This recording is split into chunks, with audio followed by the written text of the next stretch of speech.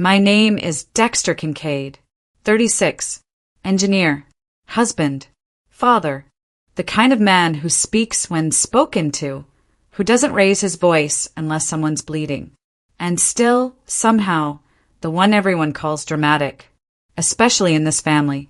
We were halfway through Elias's 6th birthday when the first present hit the wall. Not tossed, not dropped, thrown, hard. The sound of it smashing against the sheetrock split the room like a firecracker. My son flinched. My sister, Farron, smiled. "That was loud," she said, as if she hadn't just ruined a $70 remote-control Jeep his best friend gave him. "Kid's gonna be a wimp if he cries over that." I stood up from the couch, slow, measured. Corinne froze, one hand on the knife beside the cake. The other parents looked at each other but didn't speak. Farron reached for another box, bright blue wrapping. Elias's handwriting, still clumsy on the tag, to me. From Dad. She didn't read it. She tore it open, yanked the Lego set from the box, and slammed it onto the floor like it had insulted her. Plastic shards skittered across the hardwood. My son gasped. Not a scream, not a cry, just the sound a child makes when something inside them gives way. "What the hell are you doing?" I moved forward. Farron raised her eyebrows like I was the crazy one. "Jesus, relax. It's just toys. It's his birthday." "Which is why I came," she shot back. "But of course, you have to make everything about you." "No," I said, "this is about you. It always has been." She picked up another gift, ripped the paper, books this time, a full illustrated set of Magic Tree House. Thrown, spine first into the wall, pages folded and torn like wings too broken to fly. I heard someone laugh. Not a child. It was Corrigan Holt, my former neighbor and Farron's longtime enabler, holding a glass of white wine like it was a trophy. He clapped. "Man, Farron really knows how to shake things up." "Better than that snorefest last year," said another voice, Marisol, my mother. Still perched in the same armchair she sat in for every family event since I was 10, wine glass in hand, smiling like we were all being overly sensitive. "Dexter," she said sweetly, "please, don't ruin this." Elias had started crying, silent, shoulder-shaking sobs. The kind that come when a child learns the world isn't always kind. Corinne was kneeling beside him now, hand on his back, eyes locked on me. "Say something," she whispered. "Please." I did. I said 4 words. "Put the gifts down." But Farron didn't. She looked at me with that smirk she's perfected since we were kids. The one that says I win. "You remember your 7th birthday?" she asked suddenly. "You cried for 2 hours because I stole your cake. You're still that same little boy, Dex, just older and more pathetic." People shifted uncomfortably. Corrigan looked away. My cousin Brielle took out her phone. I saw the screen. She was filming. Again. There's a sickness that creeps into families like mold. It hides behind politeness, behind tradition. It wears the mask of just teasing, and you're overreacting. But rot is still rot. Farron dropped the final box, Elias's drawing kit, into the trash can like it belonged there, and Marisol sipped her wine. My son buried his face in Corinne's dress. The silence that followed was colder than any scream. "To a future we can't escape," Farron muttered, like it was a joke. And I realized this wasn't a breakdown.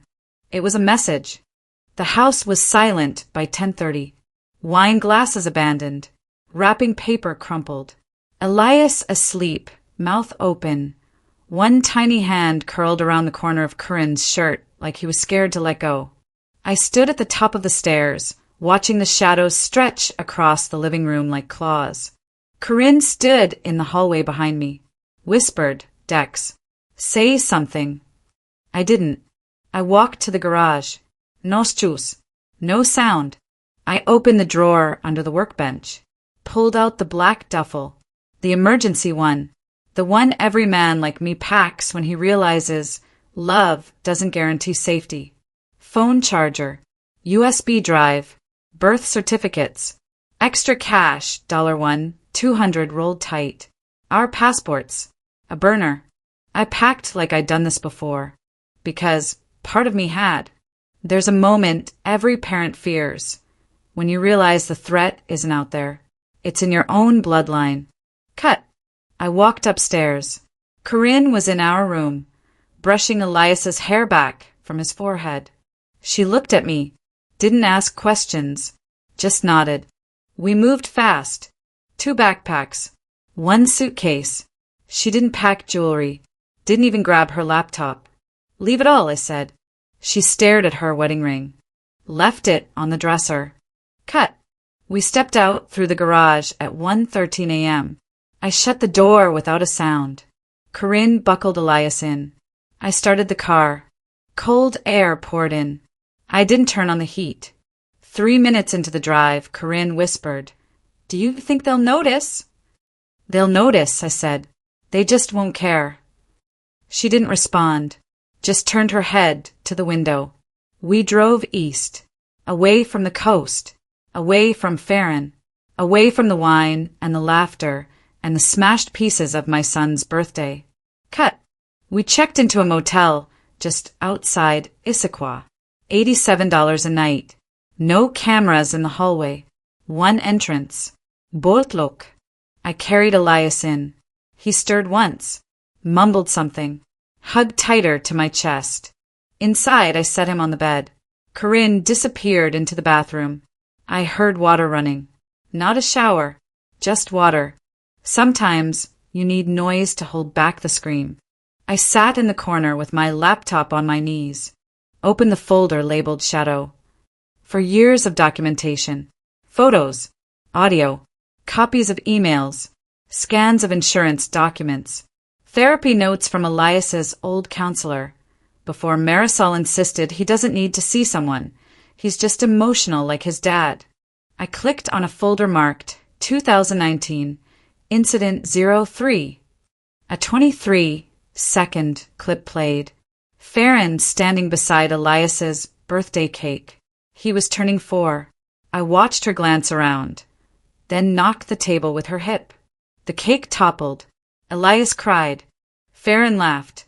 So did Corrigan. So did Marisol. Cut. Corinne stepped out of the bathroom. Her eyes were red. We did the right thing, I said. She nodded slowly. Then why does it feel like we're fugitives? I didn't answer. Because we were. Cut. I heard a beep. Checked my phone. A new message. Blocked number. Subject him. No text. Just a photo. It was Elias. Taken earlier that day. At the party. Except he wasn't facing the camera. He was being watched. The angle low. From inside the bushes, looking through the kitchen window. His little back turned. Holding a wrapped gift. Smiling. I stared at the timestamp. 10:46 a.m. Before the party even began. Cut. Corinne came closer. What is that? I turned the screen toward her. She gasped. That's our backyard. Someone was watching, I said, before it even started. She sank onto the bed. Dex, what is this? I didn't respond. Not yet, because just then Elias stirred. Still half asleep, he sat up, rubbing his eyes, and in his hand, crumpled, a piece of paper I hadn't seen before. He walked over, took it gently. He didn't resist.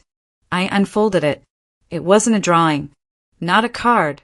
It was handwriting, sharp, familiar, no signature, just 6 words. You don't deserve him. I will. I didn't move out to escape them. I moved out to prepare for war. The rain didn't let up. It slapped the motel window like it wanted in. The air was thick, humming, like something was building beneath the skin of the world. I sat at the tiny desk, lights off, laptop open. The glow of the screen threw shadows against the walls. Corinne slept beside Elias on the bed, her arms wrapped around him like armor. I opened the folder again. Shadow file. Took me years to build. Every insult disguised as a joke. Every bruise dismissed as an accident. Every manipulated voicemail, altered therapy note. Every comment from Farron like, he's just a sensitive little boy, like his dad. All feelings, no fight. I didn't save them out of bitterness. I saved them because I knew one day I'd need them. Click. Folder. Audio. August 2020. A recording began. Muffled. Farron's voice. Make sure it's done before the school calls again. If the kid freaks out in front of a counselor, they'll start asking questions. Another voice. Faint. Raspy. Marisol. Then don't let him freak out. You want to keep the house, right? Make him behave. My fingers tightened around the mouse. There it was. Clear. Undeniable. Cut. Footsteps. Soft. I turned. Corinne stood in the doorway. Hair messy. T-shirt too big. Eyes sharp. I couldn't sleep. I nodded once. She looked at the screen. That them. I clicked pause. Yeah. A long silence. Then she whispered. You think this was always the plan? No, I said, but they always knew what they were capable of. She exhaled, sat beside me. We need help. I already called someone. Who? Simone Vargas. Her eyes widened. The custody attorney? From Portland. She owes me a favor. Cut. Phone buzzed. Unknown number. I answered. Dexter. A pause. Then, this is Simone. I saw the files. You're not paranoid. You're in a war zone. I'm filing for emergency protection, custody this morning. I blinked. That fast? You don't wait when a child's being groomed for psychological abuse. Pause. There's more, she added. I ran Farron's name through the minor incident registry. Something's been sealed. What? She was cited in 2019 for physical misconduct involving a minor. Record sealed by Marisol within 48 hours. My stomach dropped. Corinne covered her mouth. Simone continued. You have proof she's escalating. That message. The picture. It's enough. I'll handle the legal side. But Dex, don't let them find you before we're ready. I won't. Cut. After the call, I opened my encrypted inbox. A new message. Subject, look closer. No sender. No body text. Just one attachment. A video. I hesitated, then clicked. It was grainy. Security footage. Time-stamped from 2 nights before Elias's birthday. From outside our house. Camera angle. Our front porch. A woman approaches. Hooded. Thin frame. She pulls a key from her coat. Unlocks the door. Farron. But someone else steps in behind her. Another figure. Taller. Slower. Carries a small satchel. They go inside. The screen flickers. Seconds later they exit. The taller figure drops something in the bushes near the kitchen window. The same bushes the birthday photo came from. I paused, zoomed in on the freeze frame. The man's face turned toward the camera for half a second. Corrigan Holt, the neighbor, the party guest, the man who clapped while my son cried. I said nothing for a beat, just stared. Then Corinne whispered he helped her. He's been helping her. He planted the note, I said. He was watching Elias, maybe more. The knock at the door was soft. Twice. My heart stuttered. I stood, quiet, peeked through the peephole. Empty hallway. I opened it anyway. No one. But on the ground. An envelope. No stamp. I picked it up. Inside a folded paper. Printed. One sentence. Choose silence, or Elias gets what you deserved. I stood frozen. The hallway light above flickered. Corinne backed away from the door. Dex. I didn't answer, because suddenly everything shifted. They weren't trying to scare me. They were trying to break Elias, and I wasn't going to let them. They think I ran. But I'm building a case and I won't miss this time. The cabin smelled like pine and damp wood, the kind of place people rented to escape their lives. I wasn't escaping mine.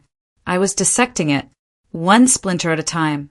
Elias slept on the couch, wrapped in a blanket that swallowed him whole. Corinne stood by the window, arms crossed, watching the trees. Every few minutes, she'd whisper something like a prayer, but sharper. I sat at the small kitchen table, laptop open, scanning every document Simone requested. Court forms, custody affidavits, HIPAA release for Elias's therapy notes. All real, all legal, all ready. Outside, the wind picked up. Branches scratched against the siding. A reminder. Nature can sound like someone trying to get in. Cut. I emailed everything to Simone. 5 minutes later, she called. Dexter, listen carefully, she said, voice clipped. I pulled the sealed record. I straightened. And your sister wasn't just cited for misconduct in 2019. The minor involved wasn't a stranger. She paused, breath catching. It was a boy she babysat. 7. His parents didn't press charges because Marisol paid them off. Corinne stiffened. My stomach pulled tight, like someone hooked a wire behind my ribs. That's not all, Simone added. Your mother filed a petition afterward to expunge the incident. It worked. But there's a digital trace. I'll use it. A beat. Then, Dex, you need to stay hidden. They're building a narrative that you're unstable. Of course they are. People like your mother always rewrite the story, she said. They don't face truth. They replace it. Her voice snapped something in me, a truth I'd carried but never spoken. Some families don't break. They sharpen. Cut. I closed the laptop. Corinne came up behind me. What did she say? That Farron hurt a child before, I said, and Mom erased it. Corinne didn't gasp, didn't crumble. She just nodded once, a soldier accepting new coordinates. We're doing the right thing, she said, even if it burns everything behind us. I gave a tight smile. Sometimes you have to let a bridge burn so you finally understand who is on the other side. Cut. I stepped outside to breathe. Air cold, sky heavy, needles of rain just beginning to fall. The gravel under my shoes shifted, like something moved beneath it. I scanned the trees. Quiet. Too quiet. I went back inside, locked the door, double-checked the windows. Corinne watched me. You think they followed us? I think they believe they own us. She swallowed. What now? Now I send the shadow file to the press. Not all of it. Not yet. Just enough to create noise. Noise creates witnesses. Witnesses create risk. And people like Farron hate risk. Cut. I uploaded the first packet of documents to an encrypted inbox belonging to Shay Merrick, investigative journalist, former classmate, trusted enough to blow this open if I disappeared. The moment I hit send, the cabin lights flickered. Once. Twice. Off. The room fell into black. Corinne sucked in a breath. Dex. Stay still, I whispered. I reached for the flashlight in the drawer. A thud hit the cabin wall. Then another. Slow. Deliberate. Not the wind. Cut. I motioned for Corinne to move Elias to the hallway. She crouched beside him, whispering, coaxing him awake. He whimpered, clung to her. I stepped toward the front door. Another thud. Same spot. Same rhythm. Like a knock meant for bones, not wood. I held my breath and opened the peephole. Nothing. Just darkness. Then, a sliver of silver glinted in the crack under the door. I crouched. A knife blade. No hand. No face. Just the blade, pressed flat, sliding something underneath. A note. I grabbed it and yanked it inside. 3 words, scratched in thick black ink. Leave the boy. My pulse kicked. Hard. Cut. I threw the door open. No one. Only the smell of metal, dirt, pine. The forest swallowed sound like it was hungry. Corinne appeared behind me. Dexter, close it. Please. I did. We stood in silence. Heartbeats loud enough to count. She whispered, "This isn't fear anymore." "What is it?" "Targeting." She was right. Fear is passive. Targeting is intention. Cut.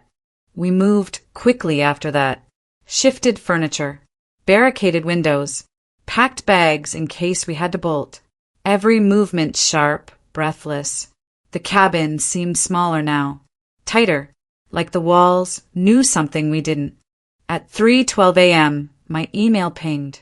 Shay Merrick. Subject received. Who else has the files? I typed back, just me. 3 seconds later, she replied, "Don't keep it that way." Cinematic inhale. She added one more line. Men who plan in the dark tend to strike at dawn. A chill crawled across my spine. I looked at Corinne. "We can't stay," she said. "We won't," I replied. I glanced at Elias, small, tired, still clutching his dinosaur blanket. I clenched my fists. If they want a mess, I'll show them what I've been cleaning up for years. Night came like a warning. The wind picked up. Rain pounded the roof of the rented cabin, muffling sound. Inside, Corinne checked the bolt on the door again. Twice, quietly. Then a third time. I was at the window, watching the Trilene sway. My thumb hovered over the burner phone I'd tucked in my pocket. I didn't trust silence anymore. Then my phone buzzed. One new email. From Shay Merrick. Subject, emergency order filed. Attachment, scanned copy of the petition, stamped with today's date. Corinne exhaled heavily. Relief mixed with fear. She whispered, "Good. We did it." I nodded, eyes still on the window. But the wolves don't wait for paper. Cut. The lights flickered. Cut out. Total black. The cabin groaned. Maybe from wind. Maybe not. Corinne stirred. "Did you hear that?" I didn't answer. Instead, I drew the flashlight from the drawer, swept a beam across the room. Dust motes danced like angry sparks. Then a thud. Behind the door. Soft, but deliberate. Cut. Footsteps. Heavy, slow. Then a kick. The door shuddered. Corinne grabbed Elias. His small body convulsed with crying. "Hide him," I hissed. "Quiet." She dragged him behind the sofa. I looked at the door. Hand on the handle. Another kick. The lock splintered. I readied. The door burst in. Wood fragments. My flashlight beam caught two figures stepping in. One held a syringe. The other a small dark case. The syringe glinted under the beam. Corinne screamed. I lunged. Metal hit wood. The second figure struck first. Hard. I heard a crack near my ribs. Pain exploded. My flashlight hit the floor and rolled away, drowned in the dark. Cut. I hit the ground. Sound muted, muffled by the roar of rain and my own heartbeat. Then a shout. The intruder froze in flashlight strobe. Farron.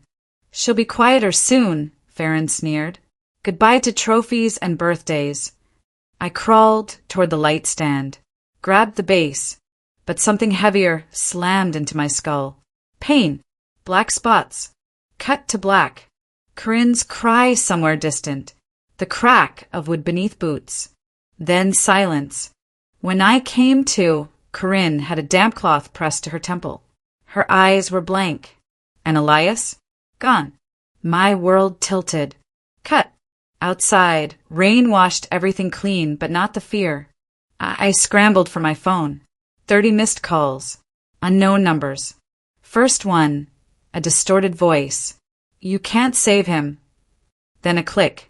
Silence. My hand shook. I pressed redial, nothing. Corinne moaned. Pain. Confusion. Not tears. Not yet. I gripped the small sheets scattered on the floor. Elizabeth's papers ruined. But one detail caught me. A business card for a daycare center. From 2019. Under Farron's name. I froze. The intruder search was no accident. It was a summon. A trap. A warning. Cut. I forced Corinne upright, helped her panting. We're leaving, I said, voice low, hard. We're not victims. She turned, eyes wide. Do we call the police? I shook my head. Not yet. First, we get him back. Cut. I opened the shadow file again, typed a new folder name, public. Dragged in the photos from 2019, the audio where Marisol paid off the child's parents, and the clip of front door footage showing Corrigan entering our home late at night. I attached a cover letter. Short, clinical. This file is intended for investigative journalists, law enforcement, and child protective services. Any interference with its distribution is noted and will be used as evidence. Then I pressed send. Within seconds, the server pinged back, uploaded. Confirmed. Cut. My heart hammered. I looked at Corinne. They're scared now. She nodded, voice shaking, then let them be. Cut. A few minutes later, headlights cut through the blinds. Furious. Flashing. Unknown. Car door slam. Heavy boots pad on gravel. The cabin door rattled. Hard. Then the glass of the front window cracked. Corinne screamed. I grabbed Elias's drawing kit, heavy metal case like a weapon. The door burst in. 2 men. Black rain jackets. Faces hidden. I lifted the case. Aimed. A gunshot echoed. Then a second. I dropped. Shot in the shoulder. Fire bloomed through my arm. Pain stabbed. I gasped. Blood hot. The room spun. I crawled, dragged myself. The rain-slick floor. Gripped the phone. Dialed. 911. No signal. I tried again. Nothing. Then I heard Elias, a small cry. Cut. The taller man stepped into the light. Voice calm. Familiar. Your son doesn't belong to you anymore. Cold. Final. I didn't respond. Because I couldn't. The flashlight died. Black. I felt boots dragging over carpet. Footsteps descending the stairs. Then silence, heavy and absolute. Corinne whimpered. Blood spreading across her shirt. And I lay still, eyes open, watching the ceiling, the wood grain swirling. In that moment, I understood what fear really meant. Not the unknown, but the promise of return. Cut. That night they took him, and they told me I was powerless. But power, I remembered, starts with truth. Rain dripped from the eaves. The night was quiet again, deceptively quiet. I crawled forward on bloody knees, the metal case still in my grip. Shards of wood splintered across the floor. Corinne crouched behind the couch, trembling, Elias shaking beside her. I could taste salt, fear, iron. Then headlights, blue and red, flashing through shattered windows. Sirens echoed. A car door slammed outside. Boots moved on gravel. It sounded like salvation. I dragged myself upright, shoulder burning, vision blurry. My hand shook as I pushed the case away. I raised both hands when they burst in, 2 officers, guns drawn, shouting commands. Rainwater pooled at their feet. The taller officer kicked the other intruder's jacket. A wet black raincoat folded on the floor. Darren had dropped it in panic. One cop scooped up Elias in a black hooded jacket. The boy clung tight, eyes wide, trembling. I froze. You okay? The officer barked, not really expecting an answer. Behind him, another man cuffed Farron. Blonde hair plastered to her face, mascara streaked. She didn't scream, just eyes wide, shocked. Betrayed by chaos. We'd baited her. We'd trapped her. Corinne sobbed as Elias was handed to her. I sank to my knees. Rain cocked in through broken frames. Flashlights panned. Camera shutters popped as backup cars rolled in. I watched headlights dance on splintered wood. The forest behind the cabin swallowed sound. Cold drips clung to my skin. I inhaled, deep. In that breath, I felt something shift. Not just fear, but release.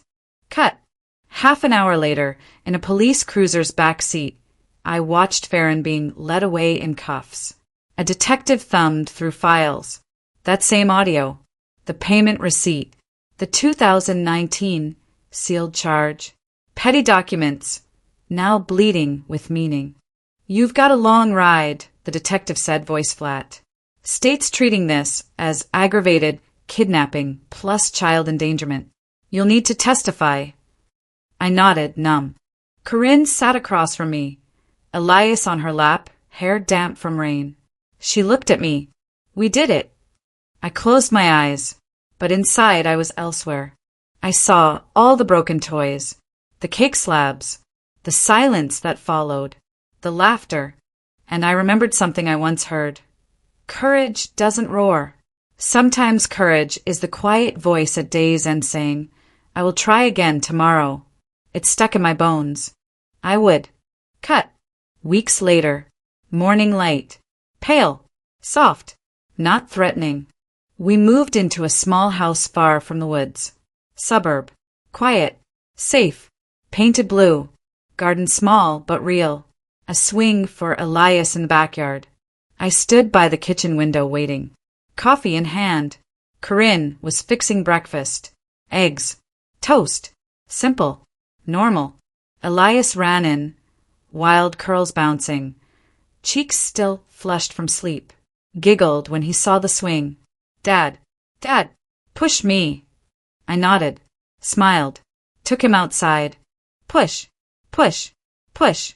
Each time his legs kicked out, sky opened up. Light spilled. Laughter rang hollow at first, tested but real. Cut. Later, the phone rang. It was the attorney, Simone Vargas. Courts ruled full custody in your favor. Restraining orders approved.